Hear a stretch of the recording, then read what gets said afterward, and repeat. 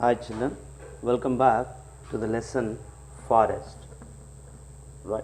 So in previous session we learned about the uh, how the plants, animals and decomposers they were present in the forest and what are their activity and what are called scavengers and how do they recycle the nutrients present in the environment or in the forest ecosystem we discussed. So now let us see forest ecosystem. Actually, what is meant by ecosystem?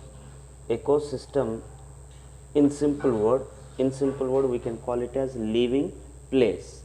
So here living place is called as ecosystem. In an ecosystem of any kind of ecosystem, for example it is forest ecosystem or desert ecosystem or polar ecosystem, whatever it may be, in every ecosystem there are two things we know very well, that is biotic things and abiotic things. So biotic things they include plants, animals and decomposers, whereas abiotic things they include water, sunlight, air, right, and temperature, soil. These are called abiotic components, right. So here forest is a natural resource and it is an ecosystem, it is a living habitat, right. Why? Because actually it consists living things and non-living things. Every ecosystem is composed of living and non-living things, and these living and non-living things they interconnected with each other, right. So how do they interconnect with each other? Let us see. For example, the living organisms like plants they interact with the soil. How do they interact? For example, it is the plant, and how do it interact with the soil? Will you guess? Very good. So how do it interact? From the soil it takes the water for the photosynthesis, and water, minerals, nutrients can be taken up by the roots from the soil so that it interact with the soil. And whereas the leaves it takes carbon dioxide from the air to prepare the food, and as well as sunlight, it takes sunlight. So sunlight, carbon dioxide can be received by the leaves, and here it is interacting with the atmosphere and as well as the sun. So here sun, atmosphere and soil, water, all these are what they are? They are non-living things, abiotic things. Even though they are abiotic things, the plant is utilizing their resource, right. So that here simply they are interconnected together. Living and non-living things they interconnected together. Now for example, if the plant utilizes this sunlight energy, CO2 and water, minerals and chlorophyll, by using this what it do? It is going to photosynthesize the food.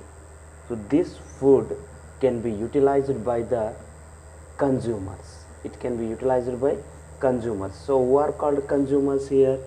Yesterday we discussed who are called consumers. Consumers are nothing but animals. So here there are three levels of animals, yesterday we discussed. So the primary level, that is grasshopper, right. Primary level is grasshopper. It eats the plant product, so it may not directly depend upon the soil and water and carbon dioxide, but means for drinking water, for surveillance it require oxygen, they also depend. And for the nutritional purpose, only for the food purpose, it depending upon the plant, right. So we know that the primary one always herbivorous animals, they are always herbivorous, and whereas the secondary one is the frog. The secondary consumer are always omnivorous, means it can eat plant and as well as animal product, whereas the third level one, that is snake, what we call it is carnivorous. So here this carnivorous is the large carnivore, this carnivorous is the large carnivores, whereas sometimes this can be eaten by eagle, it can be eaten by eagle. So eagle is the top carnivore, larger than the snake. So here it is a chain which explaining us about the food relation between producers and consumers. And even if these organisms die, if these plants and animal die, they are decomposed by the decomposers. They are decomposed by decomposers. So here it explaining about the food relation between the plants, animals and decomposers. That's why it is called as food chain. Already we discussed about this. So this is what we call food chain. So in a food chain, each and every organism is interlinked with each other, right? So here in the forest, in forest ecosystem, when you look at the producers, means particularly plants, maximum the quantity, the area is filled with the plants, we know very well, right? So here these plants, they have different shapes of crowns, right? What is meant by crown? So let us see the crowns of trees, different crowns of trees. Now let me show you. So here crown of the tree, crown of tree. What is called crown of tree? Here crown means for example, here it is the stem. So after stem the branches starts. Wherever the place the branches starting, it forms a crown. It forms a crown. So crown of the tree, it is of different shapes and different sizes depending upon the kind of tree. Depending upon kind of tree and its branches, the shape of crown will be changes. So what is the use of crown here? Crown is very important or useful for holding the leaves, particularly they involve in holding leaves. So when they hold the leaf, then what is the use of this holding? The leaves receives more and more sunlight and it prepares more food which is helpful or which can be sent to the all over plant body part, right? So that's why they form different shapes of crowns. If you look at here, plant shows different crowns. So let us see the shapes. Just it is a model of shapes. So one kind of tree, it can show the crown like this, and another kind of tree, it shows the crown like this, and next type of tree, it show very sharp crown, right? Very sharp crown, whereas some can show crowns like this. So all these are crowns of the trees, So depending upon where they are living, depending upon availability of sunlight, depending upon the natural interactions, their crowns are divided into different types. So here mainly it is going to collect the sunlight. For receiving sunlight, they have crowning.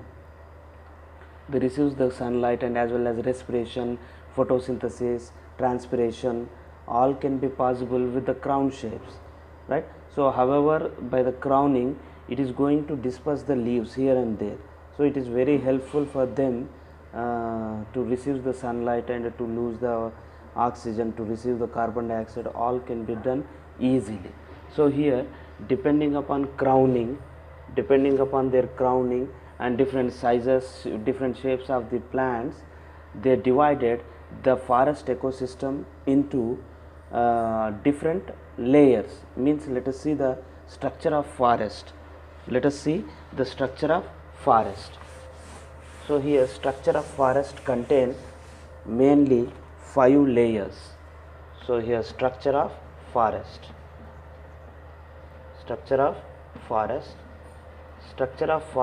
it can form 5 layers. It contain 5 layers. So what are those 5 layers? Let us see the names.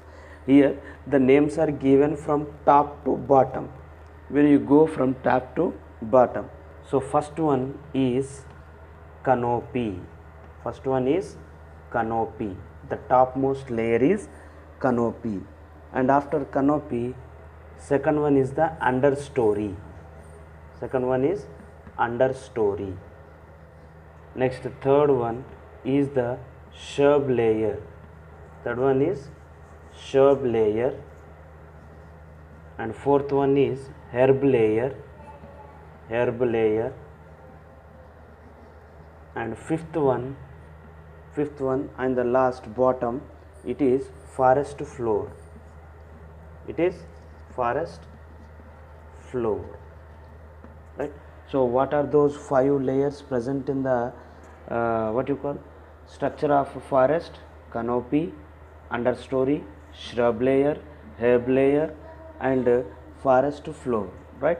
So this is the top one, and understory is in between canopy and shrub layer. Shrubs are taller than the herbs, so that shrub layer is will be in between understory and herb layer, and forest floor we know very well where the small grass pieces and etc. are present, right? So let us start with canopy, right? But we start the canopy in the next session. I hope you understood what is the relation between living and non-living things in the forest ecosystem. And now in the structure of forest we are going to learn about the layers.